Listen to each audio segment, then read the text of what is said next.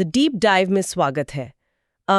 आज की इस गहराई से की गई चर्चा का लक्ष्य इंटरनेट की दुनिया के एक ऐसे मूक नायक को डिकोड करना है जिसके बिना शायद दुनिया की सबसे विशाल एप्लीकेशंस एक दिन भी सुचारू रूप से नहीं चल पाएंगी। बिल्कुल।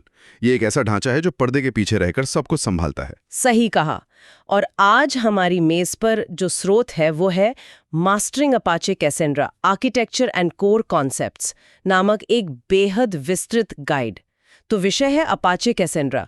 ये एक ओपन सोर्स, नो एसक्यूएल और पूरी तरह से डिस्ट्रीब्यूटेड डेटाबेस सिस्टम है। मतलब तकनीकी दुनिया से जुड़े लोग जानते हैं कि ये वो तकनीक है जो इंटरनेट के सबसे भारी डेटा ट्रैफिक को बिना कभी क्रैश हुए संभालती है। हाँ, चलिए इसे थोड़ा विस्तार से समझते हैं, क्योंकि जब डिस्ट्रीब्यूटेड सिस्टम्स की बात आती है तो अक्सर भारी भरकम जार्गन और जटिल सर्वर आर्किटेक्चर की बातें होने लगती हैं। पर मैं ये स्पष्ट कर दूं कि इस चर्चा का उद्देश्य बुनियादी बातों को दोहराना नहीं है। जी बिल्कुल नहीं। हम सीधे उन कोर मैकेनिक्स पर प्रहार करेंगे जो कैसेंड्रा को इतना शक्तिशाली बनाते हैं। बिल्कुल। हम इसके डिस्ट्रीब्यूटेड नेचर और डेटा हैंडलिंग के तरीकों को डिकोड करेंगे ताकि ये हर लर्नर के लिए रोचक और समझने में आसान रहे। यहाँ सबसे दिलचस्प बात यह है कि कैसेंड्रा का बुनियादी डिजाइन ही पारंपरिक रिलेशनल डेटाबेस सिस्टम से पूरी तरह अलग दिशा में जाता है। वो कैसे? मतलब एक आम डेटाबेस कैसे काम करता है? जब एक साधारण डेटाबेस आर्किटेक्चर को देखा जाता है तो उसमें अक्सर एक मास्टर स्लेव मॉडल अपनाया जाता है। उस मॉडल में एक मुख्य नोड होता है जिसे हम मास्टर कह सकते हैं। हाँ, जो मास्टर होता है और वही सारे महत्वपूर्ण फैसले लेता है, डेटा राइट्स को हैंडल करता है और बाकी स्लेव नोड्स सिर्फ डेटा को पढ़ने या बैकअप के लिए इस्तेमाल होते हैं। एक टिपिकल बॉस और कर्मचारी वाले सेटअप की तरह। बिल्कुल वैसा ही। लेकिन कैसेंड्रा इस पूरी धारणा को ही पलट देता है। ये बिना किसी बॉस या मास्टर के काम करता है। ये एक पूरी तरह से विकेंद्रीकृत यानी डिसेंट्रलाइज्ड मॉडल है। तो इस डिसेंट्रलाइज्ड मॉडल का सीधा मतलब यह है कि आज की चर्चा के अंत तक ये पूरी तरह स्पष्ट हो जाएगा कि कैसेंड्रा बिना किसी केंद्रीय नियंत्रण के भी डेटा को कैसे सिंक्रोनाइज करता है। सही कहा। और इसका अंदरूनी आर्किटेक्चर भारी दबाव में कैसे काम करता है। और यही वजह है कि नेटफ्लिक्स या एप्पल जैसी कंपनियां अपने क्रिटिकल ऑपरेशंस के लिए इसी सिस्टम पर भरोसा करती हैं। तो इसी नो बॉस आर्किटेक्चर से ही शुरुआत करते हैं। मुझे ये सोचकर थोड़ी हैरानी होती है कि पारंपरिक डेटाबेस में एक मास्टर नोड का होना एक बड़ी कमजोरी कैसे बन जाता है। मास्टर नोड का होना अपने आप में एक सिंगल पॉइंट ऑफ फेलियर को जन्म देता है। डिस्ट्रीब्यूटेड कंप्यूटिंग की दुनिया में ये एक बहुत बड़ा जोखिम है। मतलब अगर मास्टर डाउन हुआ तो सब डाउन? बिल्कुल। अगर सारा नया डेटा लिखने की जिम्मेदारी केवल एक सर्वर के पास है और नेटवर्क की खराबी या किसी हार्डवेयर फेलियर के कारण वो सर्वर डाउन हो जाता है तो पूरा सिस्टम नया डेटा लेना बंद कर देता है। एप्लीकेशन वहीं रुक जाती है। ओहो, ये तो किसी भी बड़े बिजनेस के लिए एक बुरा सपना हो सकता है। और इसी जोखिम को कैसेंड्रा एक पीयर टू पीयर नेटवर्क पर काम करके खत्म करता है। इस क्लस्टर में मौजूद हर एक सर्वर, जिसे नोड कहा जाता है, दूसरे नोड के बिल्कुल समान है। यानी सब बराबर है, कोई ऊंच नीच नहीं। हाँ, हर नोड डेटा को पढ़ भी सकता है और लिख भी सकता है। कोई भी नोड किसी दूसरे नोड का इंतजार नहीं करता या उससे आदेश नहीं लेता। ये एक बेहद स्वायत्त या ऑटोनोमस सिस्टम की तरह लगता है। लेकिन अगर कोई केंद्रीय नियंत्रण नहीं है, कोई बॉस नहीं है, तो ये सारे नोड्स आपस में तालमेल कैसे बिठाते हैं? यही तो इसकी खूबसूरती है, क्योंकि किसी भी सिस्टम में जहां हजारों नोड्स हों, ये जानना तो जरूरी होगा कि कौन सा नोड चालू है और कौन सा बंद पड़ गया है। कोई तो रजिस्टर मेंटेन करता होगा ना। इसी तालमेल के लिए कैसेंड्रा गॉसिप प्रोटोकॉल नाम की एक तकनीक का इस्तेमाल करता है। गॉसिप मतलब गपशप? बिल्कुल। इंसानों के बीच फैलने वाली किसी अफवाह या गपशप की तरह ही क्लस्टर का हर नोड हर सेकंड कुछ अन्य रैंडम नोड्स के साथ अपनी और बाकी नोड्स की स्थिति की जानकारी साझा करता है। अच्छा, तो जैसे ऑफिस में लोग कॉफी मशीन के पास एक दूसरे को बताते हैं कि कौन छुट्टी पर है और कौन काम कर रहा है। एकदम सही उदाहरण है। इस तरह कुछ ही सेकंड में पूरे नेटवर्क को पता चल जाता है कि क्लस्टर का स्वास्थ्य कैसा है, कौन सा नया नोड जुड़ा है या कौन सा नोड डाउन हो गया है। इसके लिए किसी एक केंद्रीय सर्वर से पूछने की जरूरत ही नहीं पड़ती। नहीं पड़ती। यह सिस्टम इस बुनियादी सिद्धांत पर बनाया गया है कि हार्डवेयर कभी भी फेल हो सकता है। यह खराबी को एक अपवाद नहीं बल्कि एक सामान्य घटना मानकर चलता है। हार्डवेयर सच में जल जाता है, उस स्थिति में उस सर्वर पर मौजूद डेटा का क्या होता है? क्या सिस्टम उसे तुरंत रिकवर कर लेता है? डेटा रिकवरी की ये पूरी प्रक्रिया डेटा रेप्लिकेशन की रणनीति पर निर्भर करती है। कैसेंड्रा में जब भी कोई नया डेटा आता है तो वो किसी एक नोड पर निर्भर नहीं रहता। उसकी कॉपीज बनती होंगी? हाँ, रेप्लिकेशन फैक्टर के जरिए ये पहले ही तय कर दिया जाता है कि क्लस्टर में उस डेटा की कितनी कॉपीज बनेंगी। अगर रेप्लिकेशन फैक्टर 3 सेट किया गया है तो इसका मतलब है कि क्लस्टर के 3 अलग-अलग नोड्स पर उस डेटा की हूबहू कॉपी मौजूद रहेगी। और ये तीनों नोड्स एक ही जगह पर होते हैं या अलग-अलग? ये सिर्फ एक ही सर्वर रूम तक सीमित नहीं है। नेटवर्क टोपोलॉजी को इस तरह से कॉन्फ़िगर किया जा सकता है कि डेटा की एक कॉपी एशिया के डेटा सेंटर में हो और दूसरी यूरोप के डेटा सेंटर में। मतलब अगर किसी एक भौगोलिक क्षेत्र में पूरा का पूरा इंटरनेट आउटेज हो जाए या कोई प्राकृतिक आपदा आ जाए तो ट्रैफिक को तुरंत दूसरे महाद्वीप के डेटा सेंटर की तरफ मोड़ा जा सकता है। बिल्कुल। और यूजर्स को कोई रुकावट महसूस नहीं होगी। एप्लीकेशन चलती रहेगी। अगर हम इसे बड़ी तस्वीर से जोड़ें तो ये केवल बैकअप रखने का तरीका नहीं है। इस पेयर टू पेयर आर्किटेक्चर की सबसे बड़ी खासियत इसकी सेल्फ हीलिंग क्षमता है। सेल्फ हीलिंग मतलब खुद को ठीक करना। हाँ, जब कोई नोड क्रैश होने के बाद वापस क्लस्टर में जुड़ता है तो सिस्टम को मैनुअल तरीके से ठीक करने की जरूरत नहीं होती। गॉसिप प्रोटोकॉल के जरिए बाकी नोड्स को तुरंत पता चल जाता है कि पुराना नोड वापस आ गया है। लेकिन उस नोड के डाउन रहने के दौरान जो नया डेटा आया होगा उसका क्या? वो तो मिस हो गया ना। यहीं पर एक और कमाल की चीज होती है जिसे हिंटेड हैंड ऑफ कहते हैं। इस नोड के डाउन रहने के दौरान जो भी नया डेटा आया था बाकी स्वस्थ नोड्स उसे अपने पास एक तरह से सुरक्षित रखते हैं। जैसे किसी सहकर्मी के छुट्टी पर होने पर हम उसके लिए नोट्स रख लेते हैं कि वापस आने पर उसे दे देंगे। एकदम सटीक। जैसे ही वो नोड वापस ऑनलाइन आता है ये स्वस्थ नोड्स वो सारा नया डेटा उसे सौंप देते हैं। सिस्टम बैकग्राउंड में अपने आप डेटा को दोबारा संतुलित कर लेता है। यहाँ मामला सच में बहुत रोचक हो जाता है क्योंकि जब डेटा कई जगहों पर रखा जा रहा है और नोड्स लगातार क्रैश होकर वापस आ रहे हैं तो ये कैसे सुनिश्चित होता है कि यूजर को हमेशा सबसे ताज़ा और सही डेटा ही मिले? ये एक बहुत ही क्रिटिकल सवाल है। स्रोत में ट्यूनेबल कंसिस्टेंसी नाम के एक कॉन्सेप्ट पर बहुत जोर दिया गया है। ये क्या है? ट्यूनेबल कंसिस्टेंसी कैसेंड्रा का शायद सबसे ताकतवर हथियार है। डिस्ट्रीब्यूटेड डेटाबेस की दुनिया में CAP यानी कैप थ्योरम का सिद्धांत लागू होता है, जो कहता है कि आप एक साथ सब कुछ नहीं पा सकते, है ना? सही कहा। ये कहता है कि नेटवर्क फेलियर की स्थिति में या तो सिस्टम कंसिस्टेंट रह सकता है यानी एकदम सटीक और ताज़ा डेटा देना, या फिर अवेलेबल रह सकता है यानी डेटा तुरंत देना, चाहे वो हल्का सा पुराना ही क्यों ना हो। तो कैसेंड्रा इनमें से क्या चुनता है? कैसेंड्रा डेवलपर्स को ये आज़ादी देता है कि वे हर एक रीड और राइट क्वेरी के लिए इस डायल को अपनी ज़रूरत के हिसाब से घुमा सकें, मतलब इसे ट्यून कर सकें। अच्छा, इसीलिए इसे ट्यूनेबल कहते हैं। हाँ, इसके लिए कंसिस्टेंसी लेवल्स का इस्तेमाल होता है, जैसे ON1 या 1, क्वोरम और ऑल। ये लेवल्स डेटा की सटीकता और गति के बीच के संतुलन को कैसे नियंत्रित करते हैं? इसे ऐसे देखा जा सकता है कि अगर किसी एप्लीकेशन के लिए गति सबसे ज्यादा मायने रखती है तो 1 लेवल का चुनाव किया जाता है। इसका मतलब है कि सिस्टम केवल एक नोड से जवाब मिलने पर ही क्वेरी को सफल मान लेगा। ये तो बहुत तेज होगा। बहुत तेज होता है, लेकिन एक छोटा सा जोखिम रहता है कि शायद वो डेटा कुछ मिलीसेकंड्स पुराना हो। दूसरी तरफ अगर ऑल चुना जाए तो सिस्टम उन सभी नोड से डेटा का मिलान करेगा जहां उसकी कॉपी रखी है। यह 100% सटीक होगा, लेकिन इसमें लैटेंसी यानी देरी बढ़ जाएगी क्योंकि हर नोड से पूछना पड़ेगा। बिल्कुल। तो क्या बीच का कोई रास्ता है? हाँ, इस संतुलन को क्वोरम के जरिए और भी बेहतर तरीके से मैनेज किया जाता है, जहां सिस्टम बहुमत के आधार पर फैसला लेता है।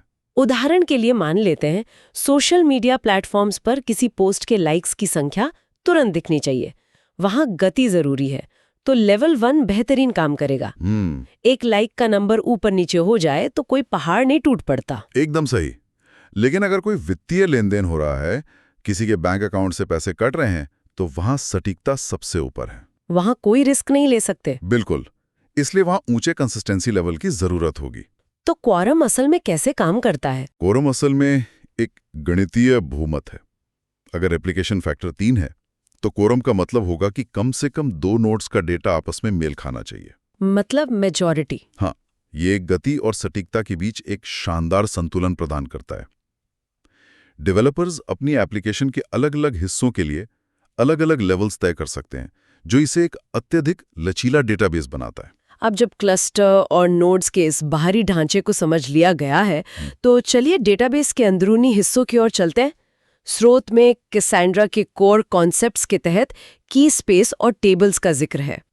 पारंपरिक डेटाबेस की तुलना में ये स्कीमा डिजाइन कितना अलग है? आर्किटेक्चर के सबसे बाहरी स्तर पर की स्पेस होता है। इसे पारंपरिक डेटाबेस के डेटाबेस कंटेनर के समकक्ष माना जा सकता है। की स्पेस के स्तर पर ही रेप्लिकेशन फैक्टर और डेटा सेंटर्स की रणनीतियां तय की जाती हैं। और इसके अंदर टेबल्स होती हैं? हाँ, इसके अंदर टेबल्स होते हैं, लेकिन रिलेशनल डेटाबेस के विपरीत, जहां एक सख्त स्कीमा होता है और हर पंक्ति या रो में समान कॉलम्स का होना अनिवार्य होता है, कैसेंड्रा अलग तरीके से काम करता है। यह वाइड कॉलम स्टोर मॉडल पर काम करता है ना? बिल्कुल, यह वाइड कॉलम स्टोर मॉडल पर काम करता है, जो स्कीमा फ्री लचीलापन प्रदान करता है। इस वाइड कॉलम स्टोर का व्यावहारिक फायदा क्या है? क्योंकि रिलेशनल डेटाबेस में स्कीमा बदलना हमेशा से एक भारी काम रहा है। बहुत भारी काम होता है। रिलेशनल डेटाबेस में अगर करोड़ों रिकॉर्ड्स वाली टेबल में एक नया कॉलम जोड़ना हो, तो अक्सर पूरे टेबल को लॉक करना पड़ता है, जिससे एप्लीकेशन कुछ समय के लिए रुक सकती है या डाउन टाइम आ सकता है। हाँ, लेकिन कैसेंड्रा में हर एक पंक्ति के अपने खुद के अलग अलग कॉलम्स हो सकते हैं। एक पंक्ति में सिर्फ 2 कॉलम हो सकते हैं और उसी टेबल की दूसरी पंक्ति में 10 कॉलम हो सकते हैं। वाह, ये तो बहुत सुविधाजनक है। जब बिजनेस की जरूरतें तेजी से बदल रही हों और नए प्रकार का डेटा लगातार आ रहा हो, तो ये लचीलापन बिना किसी डाउनटाइम के डेटाबेस को विकसित होने की आजादी देता है। और डेवलपर्स इस डेटा से बातचीत कैसे करते हैं? डेटा को एक्सेस करने के लिए CQL यानी कैसेंड्रा क्वेरी लैंग्वेज का इस्तेमाल किया जाता है। इसका सिंटैक्स पारंपरिक SQL से काफी मिलता जुलता है, ताकि डेवलपर्स इसे आसानी से अपना सकें। और इस विशाल डिस्ट्रीब्यूटेड सिस्टम में सही डेटा को सही नोड तक पहुंचाने की जिम्मेदारी प्राइमरी कीज की होती है। इसमें पार्टीशन की और क्लस्टरिंग की का विभाजन काफी महत्वपूर्ण लगता है। प्राइमरी की का डिजाइन कैसेंड्रा में सबसे क्रिटिकल काम है। पार्टीशन की एक हैशिंग एल्गोरिदम के जरिए ये तय करती है कि क्लस्टर के सैकड़ों नोड्स में से ये विशिष्ट डेटा किस नोड पर जाकर सेव होगा। ये एक तरह का पता या एड्रेस ढूंढने जैसा है। हाँ, ये डेटा को एक तरह के टोकन रिंग में बांटने का काम करती है, और दूसरी तरफ क्लस्टरिंग की का काम उस विशिष्ट नोड के अंदर डेटा को डिस्क पर एक क्रमानुसार यानी सॉर्टेड ऑर्डर में रखना है। मतलब पार्टीशन की ये तय करती है कि क्लस्टर में डेटा किस जगह या किस नोड पर जाएगा, और क्लस्टरिंग की उस जगह पर पहुंचने के बाद डेटा को व्यवस्थित करती है। एकदम सही। ये डेटा मॉडलिंग का एक ऐसा हिस्सा है जिस पर सबसे ज्यादा ध्यान देने की जरूरत होती है। लेकिन यहाँ एक और तकनीकी प्रक्रिया है जो इस पूरे आर्किटेक्चर की जान है, डेटा की यात्रा, जिसे हम आहा मोमेंट कह सकते हैं। बिल्कुल, डेटा की यात्रा बहुत दिलचस्प है। जब एप्लीकेशन की तरफ से कोई नया डेटा राइट किया जाता है, तो मेमोरी और डिस्क के बीच क्या घटित होता है? कैसेंड्रा में डेटा राइट करने की गति अविश्वसनीय रूप से तेज होती है, और इसका कारण इसका अनोखा स्टोरेज इंजन है। जब राइट रिक्वेस्ट कैसेंड्रा के नोड पर पहुंचती है, तो सबसे पहले उस डेटा को एक कमिट लॉग में जोड़ा जाता है। कमिट लॉग क्या होता है? यह एक डिस्क पर मौजूद एक अपेंड ओनली फाइल है। इसका एकमात्र उद्देश्य ड्यूरेबिलिटी सुनिश्चित करना है। मतलब डेटा सुरक्षित रहे। हाँ, अगर डेटा कमिट लॉग में लिखा गया है और उसके तुरंत बाद सर्वर की बिजली चली जाती है, तो सिस्टम वापस चालू होने पर उस डेटा को खोएगा नहीं। कमिट लॉग के साथ साथ डेटा को मेमटेबल नाम के एक इन मेमोरी स्ट्रक्चर में भी लिखा जाता है ना? बिल्कुल, और चूंकि ये कंप्यूटर की रैम में हो रहा है, इसलिए ये प्रक्रिया डिस्क पर लिखने की तुलना में कई गुना तेज होती है। और यही कारण है कि कैसेंड्रा भारी राइट ऑपरेशंस को इतनी आसानी से संभाल लेता है। सही कहा, मेमटेबल रैम में डेटा को व्यवस्थित करता रहता है, लेकिन मेमोरी या रैम की क्षमता तो सीमित होती है। हाँ, रैम तो भरी जाएगी। तो जब मेमटेबल एक निश्चित सीमा तक भर जाता है, तो उस पूरे डेटा को SS टेबल या सॉर्टेड स्ट्रिंग टेबल के रूप में हार्ड डिस्क पर फ्लश कर दिया जाता है। तो ये स्थायी रूप से सेव हो गया। एस टेबल्स की एक बड़ी खासियत ये है कि वो इम्यूटेबल होती हैं, जिसका अर्थ है कि एक बार डिस्क पर लिखे जाने के बाद उन्हें कभी बदला नहीं जा सकता। लेकिन अगर डेटा लगातार आ रहा है, तो अनगिनत एस टेबल्स बनती जाएंगी, और अगर वे इम्यूटेबल हैं, तो किसी पुराने डेटा को अपडेट या डिलीट कैसे किया जाता है? ये एक अच्छा सवाल है। और जब डेटा को पढ़ने की बारी आएगी, तो सिस्टम को हजारों छोटी छोटी टेबल्स में ढूंढना पड़ेगा, जिससे रीड लेटेंसी बहुत बढ़ जाएगी, सिस्टम धीमा हो जाएगा। यहीं पर वो चुनौती आती है जिसे कॉम्पैक्शन के जरिए सुलझाया जाता है। कॉम्पैक्शन? हाँ, कैसेंड्रा में अपडेट या डिलीट भी असल में एक नया राइट ही होता है। अगर कुछ डिलीट करना है तो सिस्टम उस डेटा को मिटाता नहीं है, बल्कि एक टॉमस्टोन नाम का मार्कर लिख देता है। टॉमस्टोन मतलब ये बताने के लिए कि ये डेटा अब मृत है या डिलीट हो चुका है? बिल्कुल। समय के साथ डिस्क पर एक ही रिकॉर्ड के कई वर्जन्स और टॉमस्टोन्स जमा हो जाते हैं। कॉम्पैक्शन एक बैकग्राउंड प्रक्रिया है जो इन कई छोटी टेबल्स को उठाती है, नवीनतम डेटा को रखती है, पुराने वर्जन्स और टॉमस्टोन्स को हटा देती है और एक नई, साफ और बड़ी टेबल बना देती है। जैसे हफ्ते के आखिर में अपनी बिखरी हुई डेस्क को साफ करके सब कुछ एक फोल्डर में करीने से रख देना। बहुत बढ़िया एनालॉजी है। ये कॉम्पैक्शन डिस्क आईओ और सीपीयू के लिहाज से एक भारी प्रक्रिया लगती है, लेकिन रीड परफॉर्मेंस को तेज बनाए रखने के लिए ये एक अनिवार्य कदम है। इन सारी तकनीकों को देखकर ये तो स्पष्ट है कि ये आर्किटेक्चर अत्यधिक स्केल के लिए बनाया गया है। लेकिन इससे एक महत्वपूर्ण सवाल खड़ा होता है, क्या कैसेंड्रा हर तरह की एप्लीकेशन के लिए सही डिसीजन है? इसकी सीमाएं क्या हैं? हर तकनीकी उपकरण की तरह कैसेंड्रा का भी एक विशिष्ट दायरा है। ये उन एप्लीकेशंस के लिए बेहतरीन है जहां बहुत ही उच्च राइट थ्रूपुट की आवश्यकता होती है। जैसे IoT सेंसर्स का डेटा, जहां लाखों डिवाइस लगातार डेटा भेज रहे हैं। हाँ, या टाइम सीरीज डेटा, विशाल ई-कॉमर्स कैटलॉग्स या रियल टाइम मैसेजिंग सिस्टम्स, जहां डेटा लगातार हजारों की संख्या में प्रति सेकंड आ रहा हो और उसे कई डेटा सेंटर्स में तुरंत फैलाना हो, वहां इसका कोई मुकाबला नहीं है। लेकिन इसे एक सामान्य रिलेशनल डेटाबेस के विकल्प के रूप में देखना शायद एक बड़ी भूल होगी। बिल्कुल।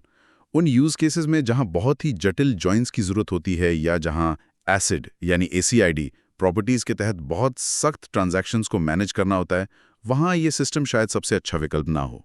और छोटे प्रोजेक्ट्स के लिए, छोटे स्तर की एप्लीकेशंस या सीमित डेटा सेट्स के लिए कैसेंड्रा का इस्तेमाल करना एक ओवरकिल होगा।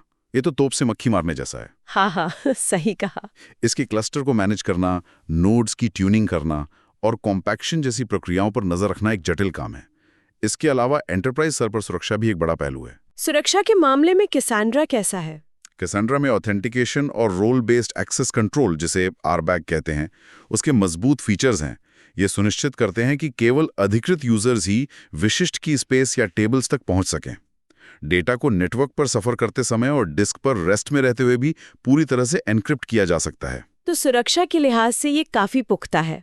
आज की इस पूरी चर्चा का अगर निचोड़ निकाला जाए तो कैसेंड्रा की असली शक्ति इसकी डिस्ट्रीब्यूटेड बाय डिजाइन फिलॉसफी में छिपी है। बिल्कुल। इसका पीयर टू पीयर नेटवर्क और मास्टरलेस आर्किटेक्चर ये सुनिश्चित करता है कि सिस्टम में कोई सिंगल पॉइंट ऑफ फेलियर ना हो।